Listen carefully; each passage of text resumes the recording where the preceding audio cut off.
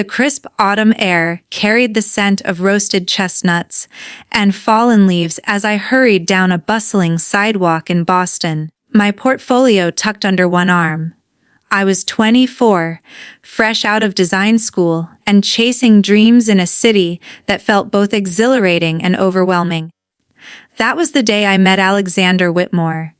He was leaning against the counter of a cozy little coffee shop, his dark hair slightly tousled, his green eyes catching the light as he laughed at something the barista said. There was an ease about him, a warmth that made the crowded room feel smaller, more intimate. When our eyes met, he smiled, not the polished grin of someone used to getting their way, but something genuine, unguarded. We started talking, and before I knew it, hours had slipped by. I didn't learn until much later that Alexander was the heir to Whitmore Properties, a real estate empire that owned half the skyline from Boston to Miami. To me, he was just Alex, the guy who loved old jazz records and made me laugh until my sides ached. Our love unfolded like a storybook romance. We'd wander the public garden at dusk, sharing earbuds and dreams. Alex was different from the trust, fun types I'd met in passing. Never flashy, never cold. He'd surprise me with picnics by the Charles River or leave handwritten notes in my sketchbook. When I told him I was pregnant, his face lit up like a child on Christmas morning. He knelt in our tiny apartment, pressing his forehead to my stomach, whispering promises to our unborn child. "We're going to be a family, Emily," he said, his voice thick with emotion. "Nothing will ever come between us." I believed him. How could I not? Love, I thought, was a force strong enough to bend the world to its will. But love, I learned, is fragile when it collides with legacy. Alexander's mother, Eleanor Whitmore, was a woman carved from marble, elegant, unyielding, with eyes like winter steel. I met her at a gala in their Back Bay mansion, a place where chandeliers dripped with crystals, and every guest seemed to carry the weight of old money.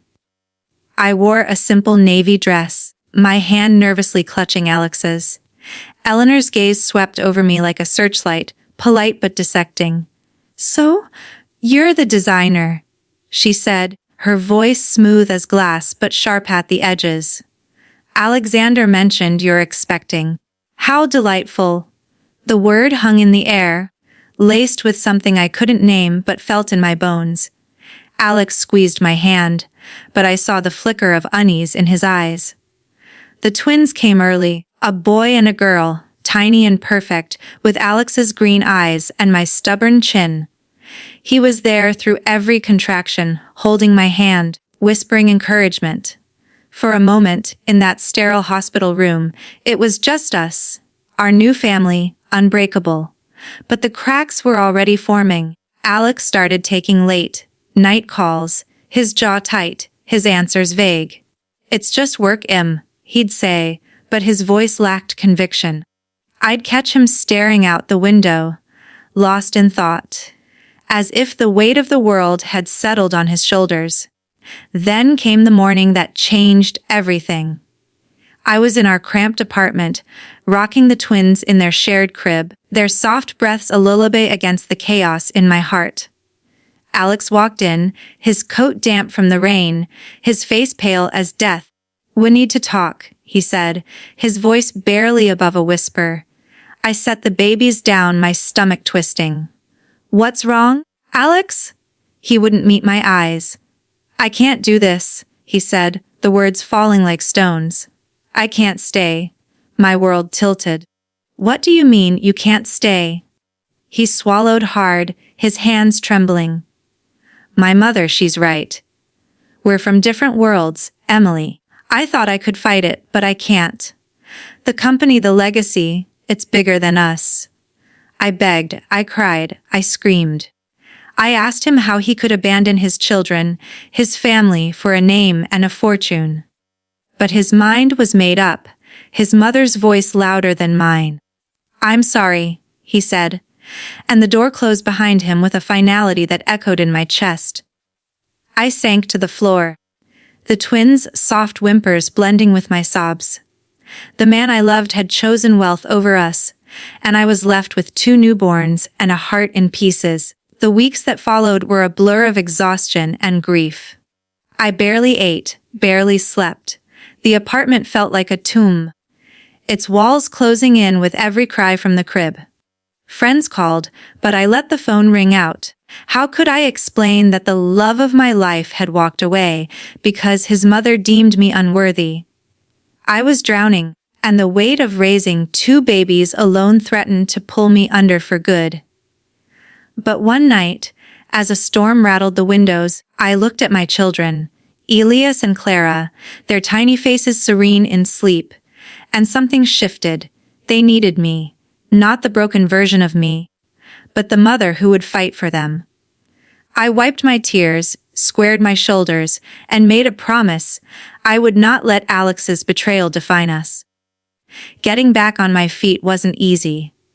My old job at a boutique design firm was gone, replaced by someone who didn't need maternity leave. I sent out resumes, but the rejections piled up. "We need someone flexible," they'd say, or worse, "You'll be distracted with the kids." I learned to stretch every dollar, buying generic diapers and secondhand clothes. I took on freelance gigs, sketching room layouts at 2 a.m., while the twins slept. It wasn't enough, but it was a start. One evening, as I folded tiny onesies, I noticed how bland most baby clothes were, either overpriced or poorly made. An idea sparked. I'd always loved creating, ever since I was a kid stitching doll clothes with my grandmother. I borrowed a sewing machine from a neighbor, Mrs. Delaney, a kind widow who became my first cheerleader. I started small, making soft cotton rompers and knitted booties for Elias and Clara. When I posted photos on a local mom group, a few women asked if I'd sell them. That was the beginning of Tiny Treasures, my brand. It wasn't smooth sailing. My first online listings got no traction. I poured hours into a website, only to have orders canceled. There were nights I wanted to quit, but Clara's gummy smile or Ilias's curious gaze kept me going. I taught myself photography, taking pictures of my kids in my designs against a white sheet backdrop. I started a blog, sharing raw stories of single motherhood, nights I cried over bills, mornings I danced with the twins to keep them calm. Slowly, orders trickled in. A mom in Portland loved the organic cotton. Another in Denver sent a photo of her baby in my sunflower dress. Each sale felt like a victory. Then came the breakthrough. A parenting influencer with 1 million followers shared a post about Tiny Treasures, raving about the quality and heart behind the designs. Orders flooded in overnight. I recruited Mrs. Delaney to help sew, then hired 2 part-time seamstresses. Within a year, Tiny Treasures was in boutique stores across New England. I moved us to a sunny townhouse with a backyard where the twins could play. I hired a nanny for a few hours a week so I could focus on growing the business. Life wasn't perfect, but it was ours. Years later, I was a different woman. Tiny Treasures had flagship stores in Boston and Seattle, and I was invited to speak at women's entrepreneurship summits. I'd share my story, not for pity, but to show what's possible when you refuse to give up. One afternoon, as I sketched new designs in my office, a text pinned from an unknown number. "Emily, it's Alex. Can we talk?" I stared at the screen, my heart steady. He was a ghost from a past I'd buried. I saw him at a playground that weekend. The twins were chasing each other, their laughter bright as sunlight. Alex looked older, his eyes heavy with regret. "I saw your interview," he said, his voice low. "You're incredible." I didn't flinch. "What do you want, Alex?" He hesitated. I was wrong. I lost everything that mattered. I don't expect forgiveness, but I needed to say I'm sorry. I looked at my children, then back at him. "You made your choice. I made mine. I'm happy, Alex." "That's enough." I walked away, the twins' hands in mine, and didn't look back. Word came later that Alex had left the Whitmore empire, walking away from his mother's world. I didn't care. My life was full. Mornings with pancakes and giggles, evenings planning new collections, weekends at the beach with my kids. I'd built a future from ashes, and no one could take that from me. One night, as I tucked Elias and Clara into bed, Clara asked, "Mommy, will we always be this happy?" I kissed her forehead. "As long as we have each other, sweetheart, we will." I turned off the light, my heart steady. I didn't need a prince to save me. I'd saved myself. I never imagined that the story would stretch this far, but life has a way of unfolding in layers, each one revealing more than the last. The twins were 5 now, Elias with his wild curls and endless questions, Clara with her quiet intensity and the habit of lining up her crayons by color temperature. Our townhouse smelled of cinnamon toast in the mornings and lavender detergent at night. Tiny Treasures had grown into a company with 30 employees, a warehouse in Somerville, and a new line of adaptive clothing for children with sensory needs. I'd spoken at the United Nations on women's economic empowerment, been profiled in Forbes, and still found time to coach Clara's soccer team on Saturdays. Success wasn't a destination, it was the rhythm of our days, but some echoes refused to fade. It started with a letter. Thick cream stationery, the Whitmore crest embossed in gold. Eleanor's handwriting, sharp as ever. Alexander is unwell. He asks for the children. I read it 3 times in the kitchen, while the twins argued over the last blueberry muffin. My first instinct was to burn it. My second was to protect them. My third, unexpected, was curiosity, not for Alex, but for the man he might have become after walking away from everything. I didn't respond. Instead, I tucked the letter into a drawer and took the kids to the planetarium. We lay under the projected stars, Elias whispering about black holes, Clara tracing constellations with her finger. That night, I dreamed of the old apartment, the crib, the rain, Alex's back as he left. I woke with my heart racing, but the fear was different now. It wasn't loss. It was the fear of reopening a door I'd nailed shut. A week later, another letter. This time, a photograph slipped out. Alex in a hospital bed, thinner, eyes sunken, an IV'd in his arm. On the back in shaky script, leukemia. 6 months, maybe less. Please, Emily. Let them know their father before I'm gone. I sat on the bathroom floor, the tile cold against my legs, and cried. Not for him, but for the children who would never have the father they deserved. Not the one who left, but the one who might have stayed. I called my lawyer first, then my therapist, then Mrs. Delaney, who'd become family. You don't owe him anything, she said, pouring tea with hands that still smelled of thread and starch. But you owe those babies the truth when they're ready. I nodded, but the decision wasn't about owing. It was about control. I would decide the terms. The meeting was set for a neutral space, a pediatric garden at Boston Children's Hospital, bright with murals and the hum of healing. I dressed the twins in Tiny Treasures overalls, the ones with rocket patches Clara had picked. Alex was in a wheelchair, a knit cap covering his bald head, but his eyes, those green eyes, were the same. The twins hung back, clutching my hands. This is Alexander, I said, my voice steady. He helped bring you into the world. He's sick, and he wanted to meet you. Elias stepped forward first, fearless. Do you like dinosaurs? Alex's laugh was a rasp, but real. Triceratops. 3 horns. Clara offered him a dandelion she'd picked. He took it like it was gold. They talked for 20 minutes.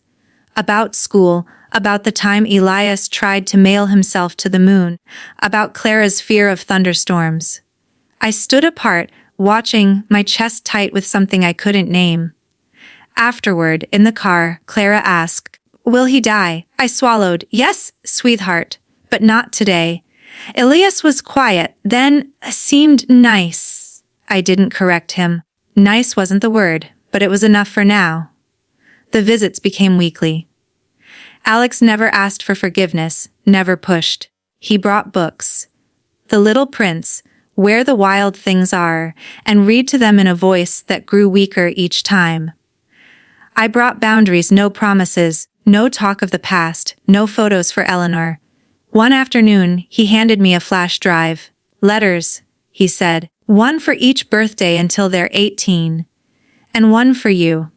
I took it, but didn't promise to deliver. He died in early spring, the cherry blossoms just beginning to fall. The funeral was small. Me, the twins' Mrs. Delaney, a cousin who'd cared for him at the end. Eleanor didn't come.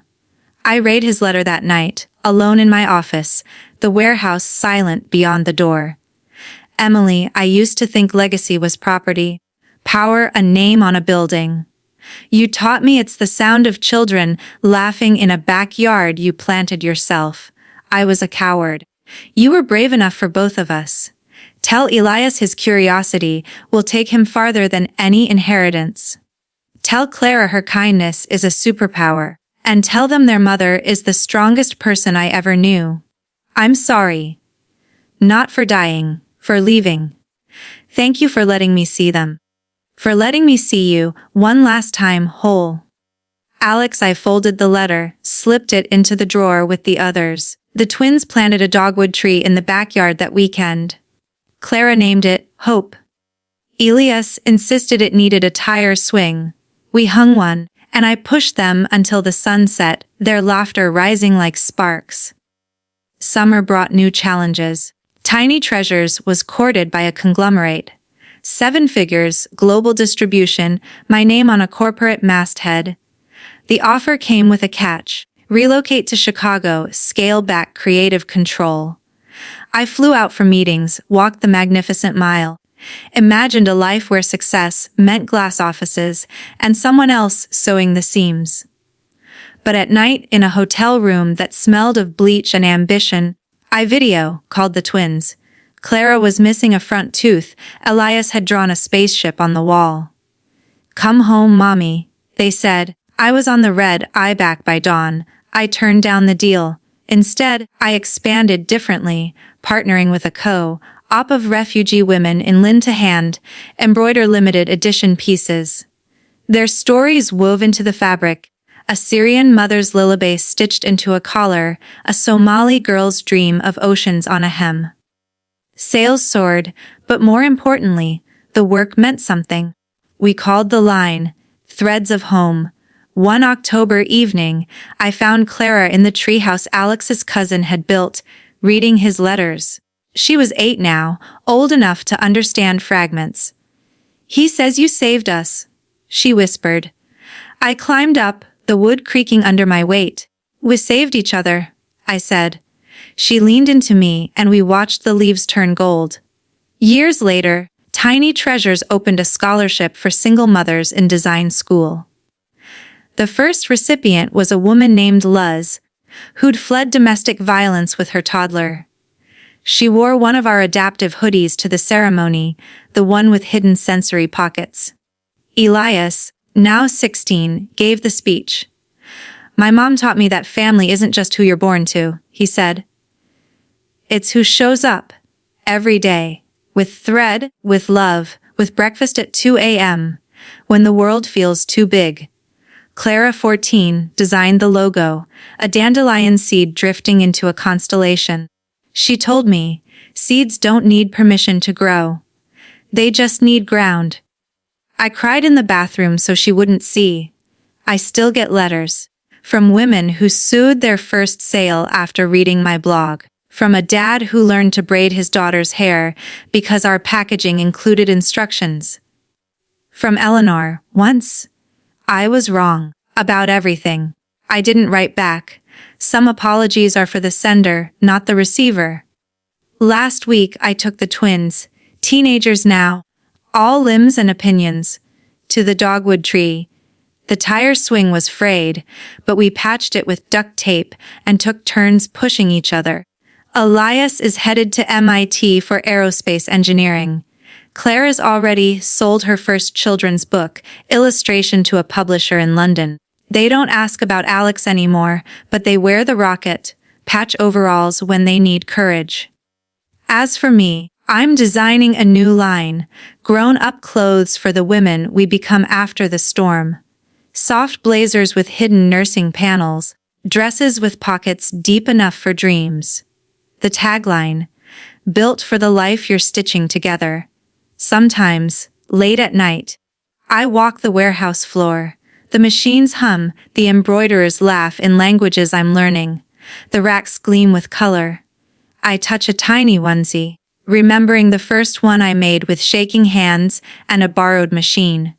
I think of Alex, of Eleanor, of the girl who once believed love could conquer dynasties. She was wrong. But she was also right. Love can conquer, when it's the kind you give yourself, day after day, stitch by stitch. The twins are asleep upstairs. The dogwood rustles outside. And I am here in the life I built. Not perfect, not painless, but undeniably mine.